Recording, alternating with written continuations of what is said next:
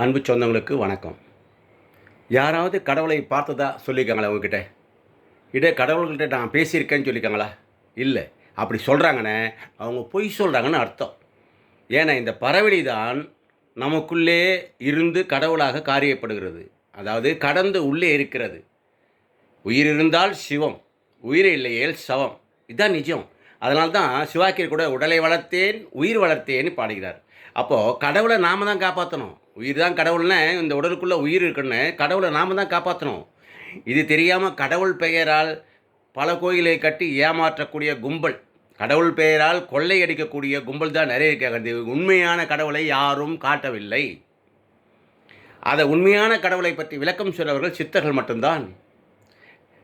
நட்டக்கல்லை தெய்வம் என்று 4 புஷ்பம் சாத்தியே முணுமுணு என்று சொல்லும் மந்திரம் ஏதரா நட்டக்கல்லும் பேசுமோ நாதன் உள்ளிருக்கிலே. உயிர் உள்ள இருக்கடா, அதை தானே கடவுளாக செயல்படுது.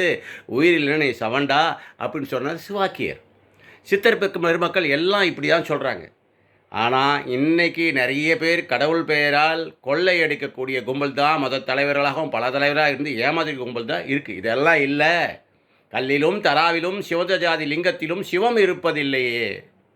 இப்படி சித்தர்கள் சொல்லியிருக்காங்க. உடலை வளர்த்தேன், உயிர் வளர்த்தேன். உயிரை காப்பாற்றுங்க, கடவுள் அதுதான், உயிர் தான் கடவுள், பிராணந்தான் உயிர்.